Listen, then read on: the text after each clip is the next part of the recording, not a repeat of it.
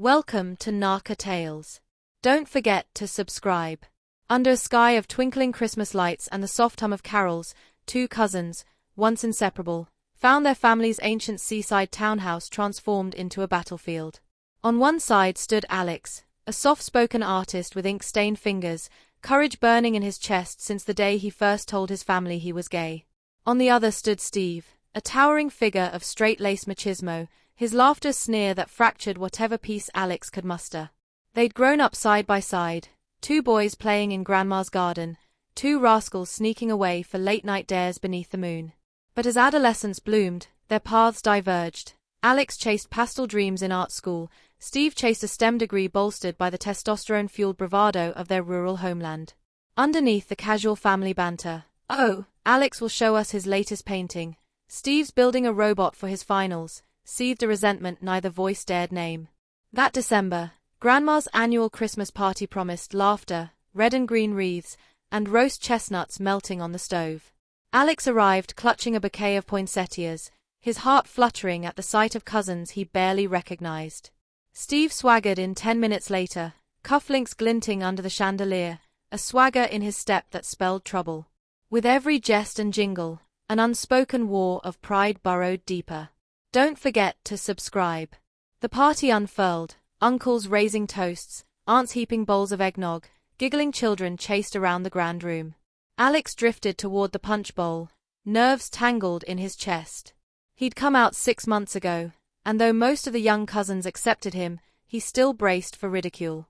Tonight, he thought, would be different. Tonight, Grandma was proud of her beautiful artist boy. But midnight's bell told a different warning. Steve, already a shade tipsy, staggered onto the dance floor, glass in hand. He surveyed the room like a general seeking a scapegoat.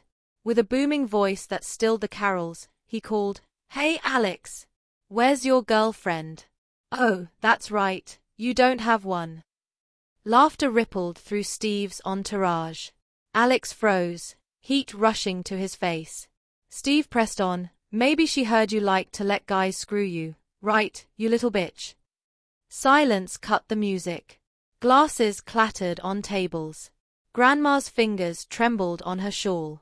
The girlfriend Steve had dragged along gasped, clutching one another in horrified disbelief.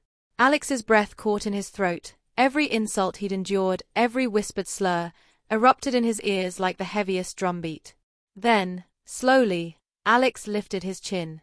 His voice, when it came, was measured, soft as watercolor brushstrokes. "At least I screw humans," he said, "unlike you." Every eye sharpened on his lips. He stepped forward, voice barely rising above a whisper. "Let's not forget your very first girlfriend, your neighbor's donkey. You thought it was hilarious, remember?" Gasps like broken glass filled the room. Steve's sneer curdled to panic. He sputtered, but Alex had not finished. "In fact," he added, "you once tried to force me to join you, thought I'd relish it as much as you did." Pandemonium ignited. Chairs overturned. Shouts only half-formed tumbled from terrified family members. The visiting girlfriends bolted for the door. One collapsed in tears and retched on Grandma's heirloom carpet. Steve's fists flew, lashing out at any cousin in reach. Alex, shaken but resolute, backed away toward the piano, where Carolus had frozen mid-song. Don't forget to subscribe. No one saw the donkey until it brayed. A hulking figure burst from behind the punch tables, 4 legs, bristly fur, a saddled top draped over its back. A man in a gray overcoat shrank back as the donkey's heavy head swung into the light, its plastic eyes glinting. A microphone clamped in its harness replayed Steve's own voice. "Faggot, bitch!" His words echoed grotesquely, a loop of his venom poisoning the chapel-like hall. The revelation crashed down on the drunk and furious Steve like a tidal wave. He staggered back, chest heaving, as the donkey advanced. Cameras nestled in the costume seam's word, capturing every stunned gasp, every frantic step. In a whirlwind, the donker-labeled prank became palpable proof. Steve's cruelty, replayed in his own slur-spewing voice, broadcast into his grandmother's vintage hearing aids, Grandma whose gentle letting on had never suspected such filth could dwell in her grandson's heart. That moment, Alex's revenge was complete. But the ripples raced far beyond. The videos, smuggled out by Alex's art school friend Jeff, spread across social media like wildfire. Steve the Ass trended. Memes of donkey silhouettes, Steve's frozen expression of disbelief, and Grandma's horrified gaze bone white in the camera's flash became the digital currency of Schadenfreude. Steve's life crumbled, expelled from a university for hate speech violations, barred from campus events, and forced to delete years of social media. Bars he once frequented turned away his loyalty cards, job offers evaporated. He fled back to his hometown, sunk behind the bar counter of a failing dive, nursing whiskey while patrons dipped in disgust. Meanwhile, Alex soared. His courage became legend in LGBTQ circles. Murals he painted sprang up across the city, a rainbow-hued donkey moon rising above a battered heart, a testament that art could slice through hate. Speaking engagements followed. High schools invited him to speak on empathy, universities booked him for panels on cyberbullying, Grandma wore his bespoke scarves with pride wherever she went. Don't forget to subscribe. Yet the story's final twist lurked in the laughter of that fateful night. Unbeknownst to all, hidden within the donkey's tail tuft was a second microphone, a backup feed Alex had insisted on weaving during rehearsals. Its sole purpose? To catch Steve's unguarded confession in pristine clarity. "I'd rather kill that faggot cousin than see him with his man." As Steve's words dripped through the hearing aids that night, Grandma cancelled Christmas dinner on the spot. The memory card found its way to local activists, who delivered it to the Civil Rights Commission. Suddenly, Steve's prank transformed into a courtroom spectacle. His own recorded hate speech was admissible evidence. In a packed municipal courtroom, Alex sat before the judge, head high, as the Donkertail microphone playback echoed Steve's malice.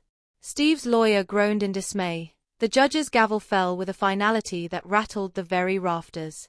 Steve was convicted of a hate crime aggravated by the familial setting, an unprecedented ruling in their coastal region. Sentenced to community service, mandated counseling, and barred from any public or private educational institutions for 2 years, he emerged a shell of his former self.